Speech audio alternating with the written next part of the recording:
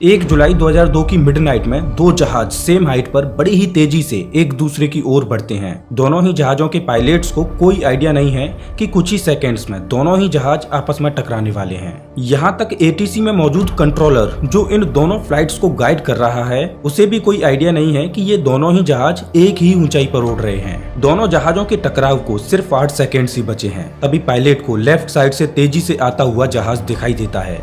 Pilot को कुछ समझ नहीं आ रहा था कि अब क्या किया जाए, क्योंकि समय अब हाथ से निकल चुका था। क्या अब पायलट कुछ ऐसा कर सकता है जो इन दोनों जहाजों को टकराने से रोका जा सके, या फिर ये इतिहास की भीषण मिड एयर कोलिजन की घटना बनने वाली है। 1 जुलाई साल 2002 बस्किरियन एयरलाइंस की फ्लाइट 2937 रात के 10:48 पर मॉस्को रसिया से उड़ान भरती है।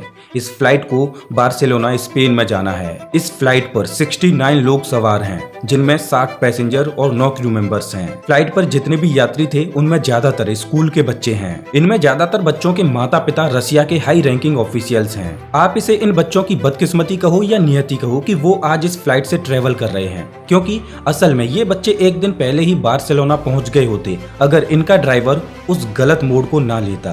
दरअसल इन बच्चों की फ्लाइट एक दिन पहले थी, लेकिन जिस बस में बैठकर ये बच्चे एयरपोर्ट पर आ रहे थे उस बस का ड्राइवर ये भूल जाता है कि उन्हें कौन से एयरपोर्ट पर जाना है, और वो इन सभी बच्चों को एक गलत एयरपोर्ट पर पहुंचा देता है, जिस वजह से इन बच्चों की फ्लाइट मिस हो जाती है। फिर इन्हें एक दिन बाद इस फ्लाइट से ट्रेवल करना पड़ रहा है जिसमें अभी ये बैठे हैं। वैसे तो ये फ्लाइट अनुभवी लोगों के हाथों में है, क्योंकि इस फ्लाइट के कप्तान है 52 वर्षीय अलेक्जेंडर मिखाइलोविच ग्रॉस, जिन्हें 12,000 घंटों का फ्लाइट उड़ाने का अनुभव है। फ्लाइट पर फर्स्ट ऑफिसर हैं 40 वर्षीय ओलेग पाव्लोविच, जिन्हें 8,500 घंटों का फ्लाइंग एक्सपीरियंस है। सब कुछ सामान्य चलता है। ये सभी लोग इस फ्लाइट का आनंद ले रहे हैं। इन्हें इस बात की कोई भी खबर नहीं है कि एक बहुत बड़ा खतरा इनकी ओर तेजी से आ रहा है। दरअसल इटली के बर्गामो इंटरनेशनल एयरपोर्ट से DHL फ्लाइट 611 बस्किरियन एयरलाइंस के उड़ान भरने के करीब 2 घंटे बाद उड़ान भरती है। ये एक कार्गो प्लेन था जिसको बेल्जियम के ब्रुसेल्स एयरपोर्ट पर जाना था। ये जहाज भी 2 अनुभवी लोगों के हाथों में था। अपनी उड़ान के दौरान DHL flight Swiss federal air space control से बात करती है और ATC से 36,000 फीट की ऊंचाई पर जाने की परमिशन मांगती है। Swiss air space control DHL flight को 36,000 फीट की ऊंचाई पर उड़ान भरने की अनुमति दे देता है और DHL फ्लाइट 36,000 फीट की ऊंचाई पर जाने लगती है। स्विस एयर स्पेस कंट्रोल को एक प्राइवेट कंपनी स्काई गाइड के द्वारा कंट्रोल किया जा रहा था, और उस समय एयर स्पेस को कंट्रोल करने के लिए ATC में कंट्रोलर पीटर नील्सन ही एकमात्र व्यक्ति मौजूद थे जो एक साथ 2 वर्क स्टेशंस को कंट्रोल कर रहे थे। जैसे ही DHL फ्लाइट 36,000 फीट की ऊंचाई पर पहुंचती है, वैसे ही बस्किरियन एयरलाइंस की फ्लाइट जो पहले से ही 36,000 फीट की ऊंचाई पर उड़ रही थी, वो भी ATC से संपर्क करती है और कंट्रोलर नील्सन को अपनी जानकारी देती है। नील्सन ने बस्किरियन एयरलाइंस को एक्नॉलेज किया, लेकिन वर्कलोड ज्यादा होने के चक्कर में नील्सन ने यह ध्यान नहीं दिया कि दोनों ही फ्लाइट्स सेम ऊंचाई पर उड़ रही हैं, जो एक दूसरे की ओर बहुत तेजी से बढ़ रही हैं। अगर कुछ नहीं किया गया तो दोनों ही फ्लाइट्स सिर्फ एक ही मिनट में एक दूसरे से टकरा जाएंगी। तभी नील्सन को ध्यान आता है कि दोनों ही फ्लाइट्स सेम ऊंचाई पर उड़ रही हैं, तो वो तुरंत बस्किरियन फ्लाइट से संपर्क करता है और बस्किरियन फ्लाइट की ऊंचाई को कम करने का निर्देश देता है। लेकिन जब तक नील्सन बस्किरियन फ्लाइट को निर्देश देता, उससे पहले ही दोनों ही फ्लाइट्स में लगा TCAS सिस्टम एक्टिवेट हो जाता है और दोनों ही फ्लाइट्स को वार्निंग देने लगता है। दरअसल TCAS को ट्रैफिक कोलिजन अवॉइडेंस सिस्टम बोला जाता है। ये एक आधुनिक टेक्नोलॉजी है जो 2 जहाजों को हवा में आपस में टकराने से रोकती है। TCAS सिस्टम कुछ इस तरह से काम करता है कि जब कोई जहाज उड़ रहा होता है तो TCAS सिस्टम आसपास के एयर स्पेस को स्कैन करता रहता है। जब 2 जहाज सेम ऊंचाई पर होते हैं तो दोनों जहाजों में लगे TCAS सिस्टम पायलट्स को वार्न करते हैं और ऑटोमेटिकली एक जहाज का TCAS सिस्टम जहाज को ऊपर जाने का इंस्ट्रक्शन देता है और दूसरे जहाज का TCAS सिस्टम जहाज को नीचे जाने का इंस्ट्रक्शन देता है, जिससे दोनों जहाज बिना टकराए एक दूसरे के ऊपर नीचे से गुजर जाते हैं, जिससे होने वाले एक्सीडेंट को रोका जा सकता है। जब DHL फ्लाइट और बस्किरियन फ्लाइट एक दूसरे की ओर तेजी से बढ़ रही थीं, तो TCAS सिस्टम ने बस्किरियन फ्लाइट को ऊपर जाने के निर्देश दिए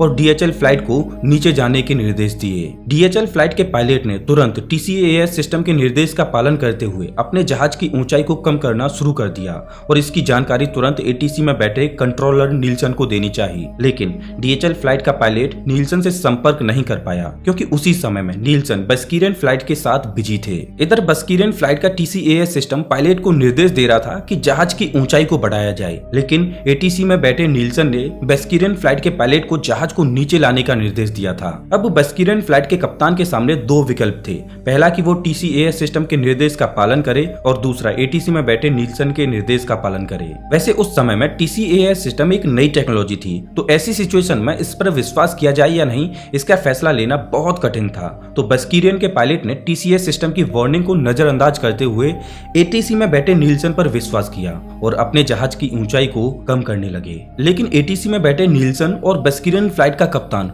दोनों ही इस बात से अनजान थे कि DHL फ्लाइट के पायलट ने TCAS सिस्टम के निर्देश को फॉलो करते हुए अपने जहाज की ऊंचाई को कम करना शुरू कर दिया है। अब दोनों ही जहाज अपनी अपनी ऊंचाई को कम करना शुरू कर देते हैं। अगर दोनों ही जहाजों के कप्तान TCAS सिस्टम को फॉलो करते तो शायद इन दोनों जहाजों को टकराने से रोका जा सकता था और अब फिर से दोनों ही जहाज एक ही ऊंचाई पर उड़ रहे थे।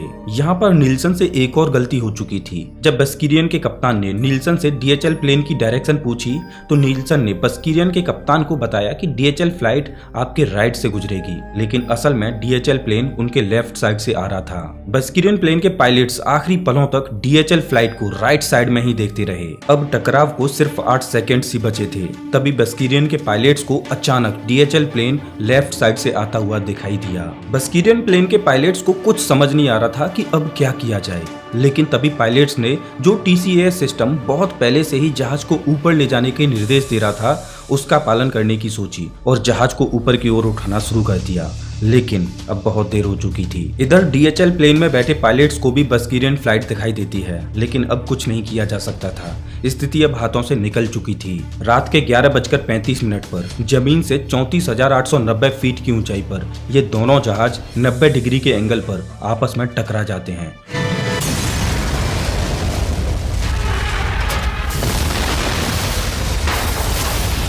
और DHL प्लेन में लगा वर्टिकल स्टेबलाइजर बस्कीरियन प्लेन को बीच से चीरते हुए निकल जाता है, जिससे बस्कीरियन प्लेन के परखच्चे उड़ जाते हैं और कई किलोमीटर के दायरे में बस्कीरियन प्लेन का मलबा बिखर जाता है। इधर DHL प्लेन का स्टेबलाइजर टूटने की वजह से वो लड़खड़ाने लगता है और DHL प्लेन के पायलट्स जहाज को कंट्रोल करने का भरपूर प्रयास करते हैं, लेकिन बिना स्टेबलाइजर के जहाज को कंट्रोल कर पाना असंभव सा हो रहा था। दोनों जहाजों के टकराव के बाद DHL प्लेन ने करीब 7 किलोमीटर तक और सरवाइव किया, लेकिन अब DHL के पायलट्स को समझ आ चुका था कि उनके जहाज का भी कुछ वैसा ही हाल होने वाला है जैसा अभी बस्कीरियन एयरलाइंस के साथ हुआ है और देखते ही देखते DHL प्लेन जमीन से टकरा जाता है। ये इतनी भीषण दुर्घटना थी कि दोनों ही जहाजों में कोई भी व्यक्ति जिंदा नहीं बच सका। जिन स्कूल के बच्चों को एक दिन पहले ही बार्सिलोना पहुंच जाना चाहिए था, वो सीधे मौत के मुंह में पहुंच गए। वेल, आपको लग रहा होगा कि इन दोनों प्लेन क्रैश की कहानी बस यहीं पर समाप्त हो गई, लेकिन अभी कहानी में ट्विस्ट बाकी है। शायद इस भीषण दुर्घटना को रोका जा सकता था, लेकिन उस दिन परिस्थितियां कुछ ऐसी बन गईं कि इन दोनों जहाजों का आपस में टकराना निश्चित ही था। दरअसल उस दिन ATC में नीलसन अकेले कंट्रोलर नहीं थे, बल्कि उनके साथ ड्यूटी पर एक और कंट्रोलर मौजूद था, लेकिन रात का समय होने के कारण वो दूसरे कमरे में सोने चला गया, जो कि स्काई गाइड के नियमों के खिलाफ था।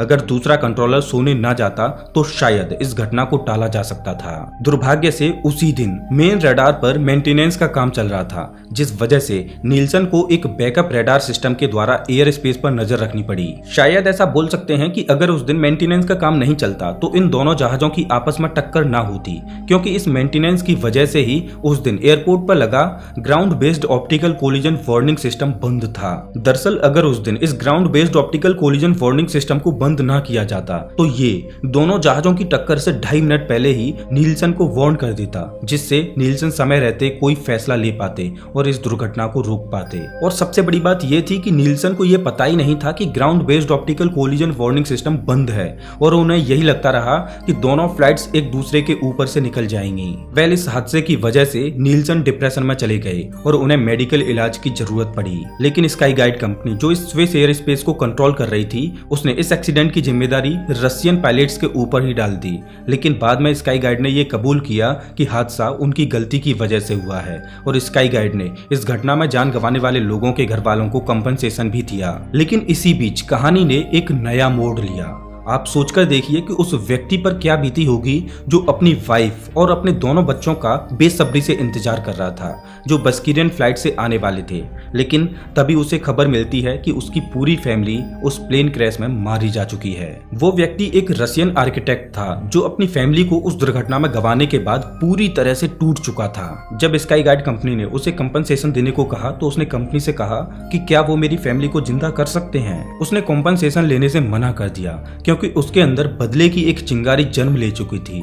वो किसी भी हालत में अपने परिवार के हत्यारे को छोड़ना नहीं चाहता था। उसका मानना था कि पीटर नील्सन ही वो व्यक्ति है जिसकी वजह से वो एक्सीडेंट हुआ और कैसे भी करके उसने नील्सन का एड्रेस कंपनी के दस्तावेजों से निकाल लिया। और इस एक्सीडेंट के करीब 2 साल बाद वो आर्किटेक्ट नील्सन के घर पर गया और उसकी पत्नी और उसके 3 बच्चों के सामने उसने नील्सन की हत्या कर दी। दोस्तों, इस घटना को उबरलिंगन मिड एयर कोलिजन के नाम से जाना जाता है, लेकिन इससे भी भयानक और दिल दहला देने वाली घटना साल 1996 में भारत में घटी थी, जब दिल्ली के पास मौजूद हरियाणा के एक शहर चरखी दादरी के आसमान में 2 जहाज आमने सामने से टकरा जाते हैं। ये टक्कर इतनी भीषण थी कि दोनों जहाजों का मलबा आसमान से एक लावे की तरह बरसने लगता है। दोस्तों, सच में चरखी दादरी की ये घटना आज भी रूह कपा देती है। चरखी दादरी की इस दिल दहला देने वाली घटना को आप स्क्रीन पर दिख रही इस वीडियो में देख सकते हो। मैं आपको वहीं मिलता हूँ।